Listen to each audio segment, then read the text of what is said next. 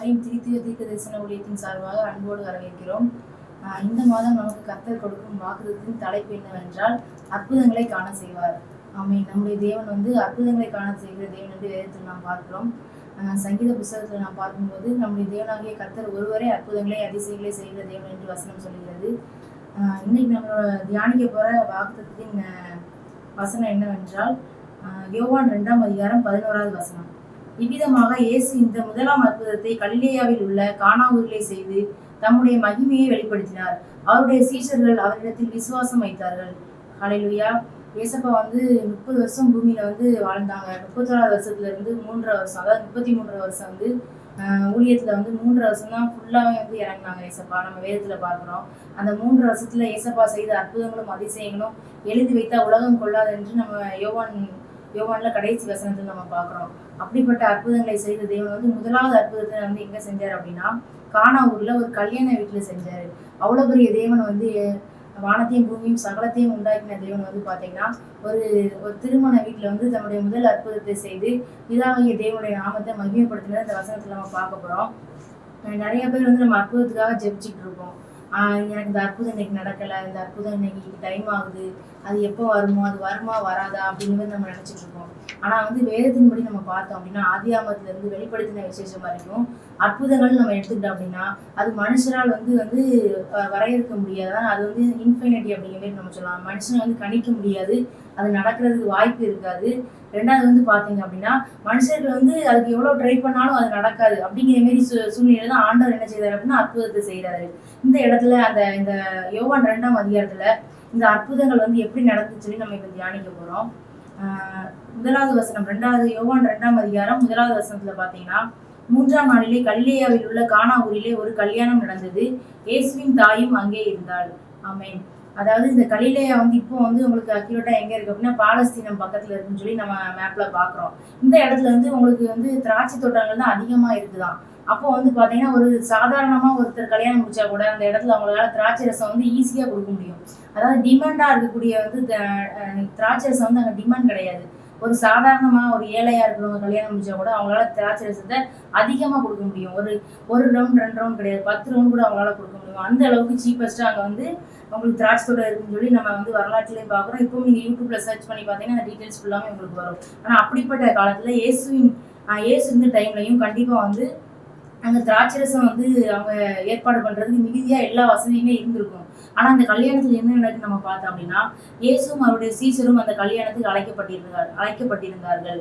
திராட்சை ரசம் குறைவுபட்ட போது இயேசுவின் தாய் அவரை நோக்கி அவர்களுக்கு திராட்சை ரசம் இல்லை என்றாள்.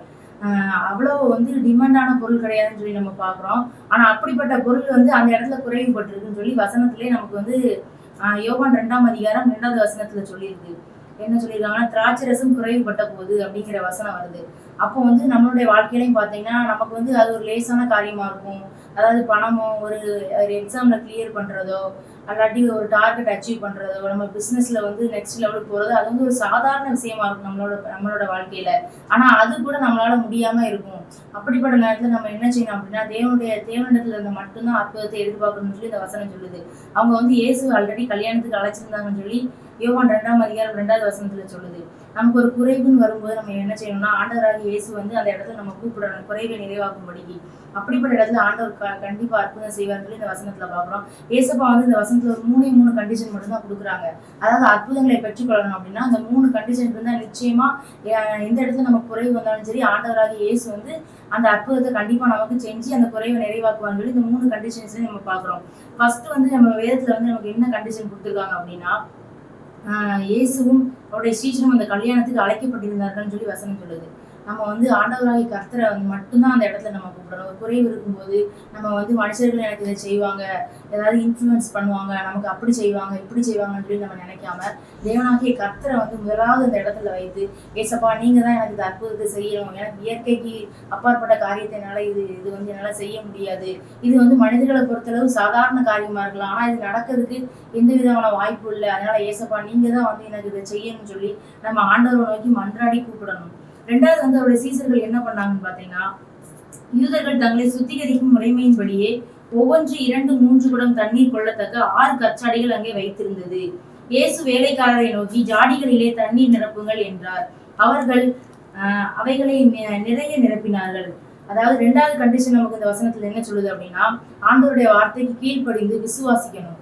விசுவாசிச்சோம் அப்படின்னா நம்மளோட என்ன செய்யணும், அற்புதங்களை ஈஸியா பெற்றுக்கொள்ளலாம். அது சாதாரண தண்ணி தானே இவர் நிரப்ப சொல்றாரு.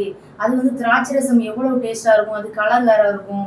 இது உங்களுக்கு பியூரா ஒயிட் கலர். ரெண்டுக்கும் பாத்தீங்கன்னா கெமிக்கல் வைஸா எந்த சம்மந்தமுமே கிடையாது.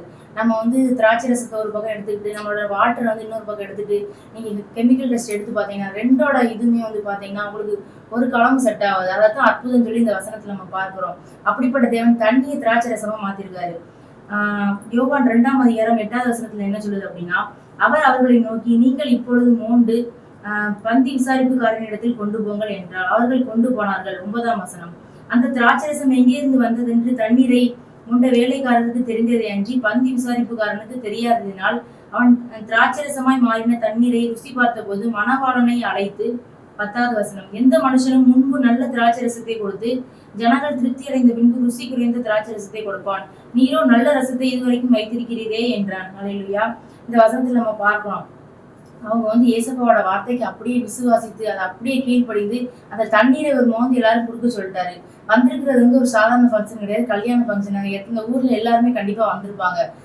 திராட்சரசம் வைக்க வேண்டிய இடத்துல தண்ணீரை வச்சா எல்லாரும் என்ன நினைப்பாங்க அப்படின்னு சொல்லி அவங்களுக்கு ஒரு அவிசுவாசம் வராம தேவகுமாரன் சொல்லியிருக்காரு இது கட்டாயம் நடக்கும் அப்படின்னு சொல்லி அவருடைய சீசர்கள் எல்லாமே விசுவாசித்ததுனால அவங்க மோண்டு அதை அப்படியே அவங்க பந்தி விசாரிப்புக்காரர்களுக்கு கொண்டு போய் அதை அப்படியே எல்லாரும் பரிமாறும் போது ருசி உள்ள பதார்த்தமாய் மாறிட்டு.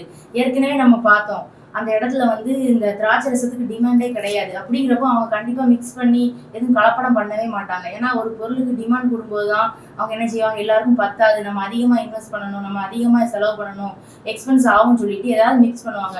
நம்ம ஏற்கனவே பார்த்தோம் அந்த இடத்துல சாதாரணமா திராட்சை ரசம் விளையக்கூடிய இடம் அது அப்படின்னு சொல்லிட்டு. அப்போ கண்டிப்பா முதல்ல ருசி உள்ளதான் அவங்க கொடுத்துருப்பாங்க. அவங்களால எந்த அளவுக்கு ருசி உள்ளதை கொடுக்க முடியுமோ அந்த அளவுக்கு கண்டிப்பா அவங்களோட பெஸ்ட்டை கொடுத்துருப்பாங்க.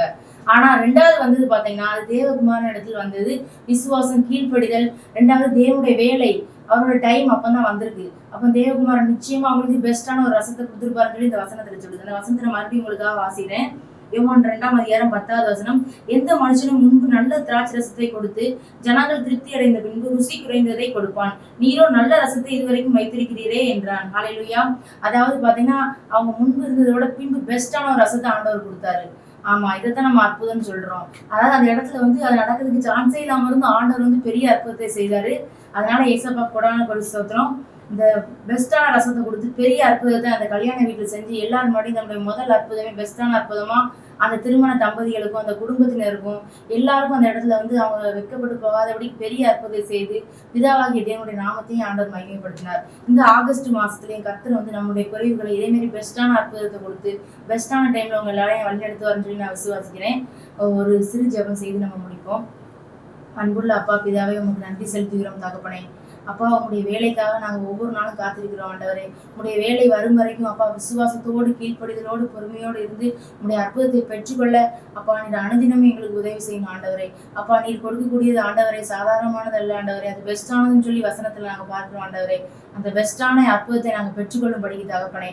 அப்பா, உங்களுடைய வேலைக்காக ஒவ்வொரு நாளும் காத்திருக்கிறவர்களாக எங்களை மாற்றும். இந்த ஆகஸ்ட் மாதம் முழுவதும் ஆண்டவரே அப்பா எங்களை அற்புதங்களை காண செய்யுங்க.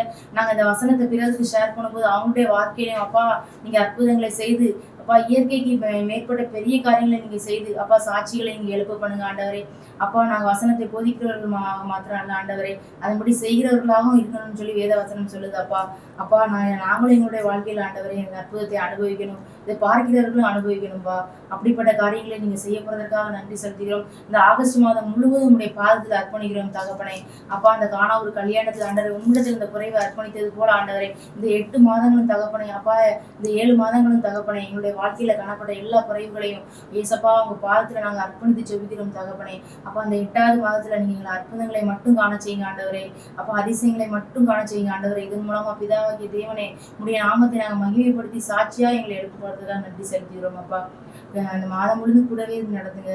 இயேசு என்னும் வல்லமையுள்ள நாமத்தினாலே ஜெபிக்கிறோம் எங்கள் ஜீவன நல்ல பிதாவே. ஆமென். God bless you.